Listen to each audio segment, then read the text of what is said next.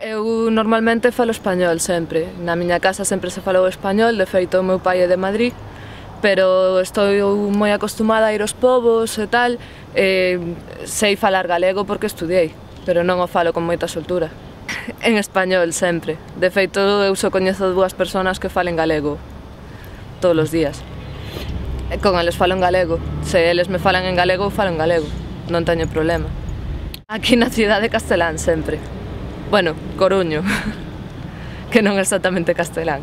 Neno, chuquel, ja, truja, pavo... Supoño que porque era a cidade máis, digamos, capital, noutras épocas. Era unha cidade moi de comercio, de institucións, e noutra época as institucións, o comercio tal, era mellor falalo en castelán.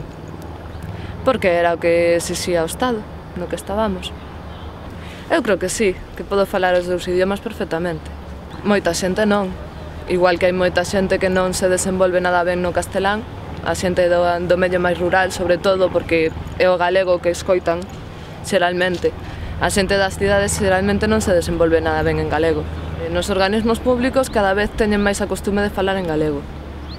Igual porque hoxe en día está mellor visto políticamente reivindicar a linguaxe.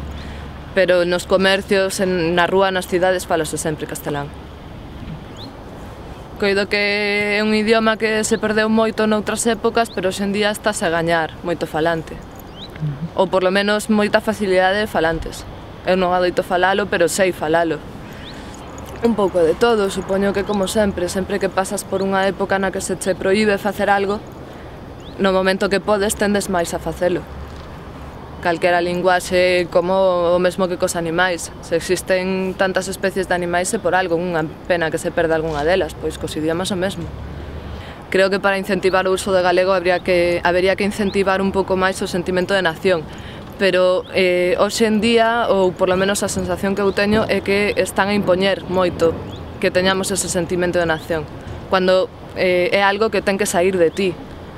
Tes ti que sentilo ou teñencho que ensinar, pero non impoñer. Home, son moitas cousas. Eu no instituto estudei 6 anos de literatura galega, cando realmente o que estudei nos primeiros 4 foron Os séculos escuros, Rosalía, Curros e Pondal, volta ao mesmo, Séculos escuros, bueno, Alfonso X Sabio, Séculos escuros, Rosalía, Curros e Pondal. Realmente tanto reincidir sobre o mesmo que ao final acabas por coller tirria.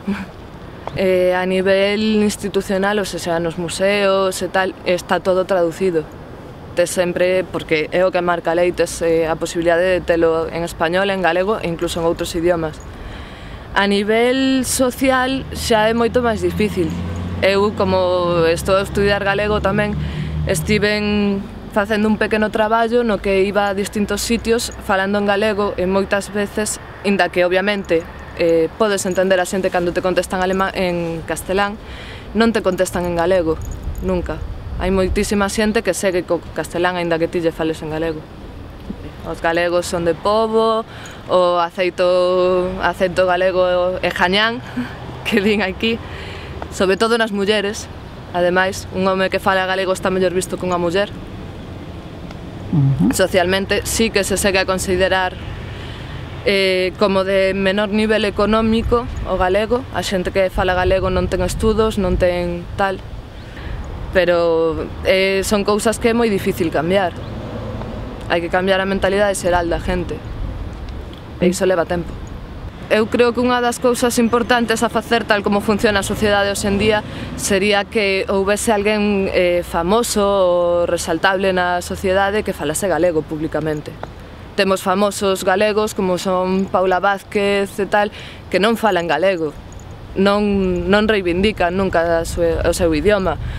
Non creo que o español se considere máis positivo, si creo que o galego considerase máis negativo. Aí hai unha pequena diferencia. Que eu non creo que teña que invertirse. Non creo que haxa que discriminar o castelán frente ao galego. Creo que hai que potenciar o galego, polo menos ata que cheguen ao mesmo nivel ou que cada quen lle dé ao nivel que queira. Pero non hai que discriminar o castelán.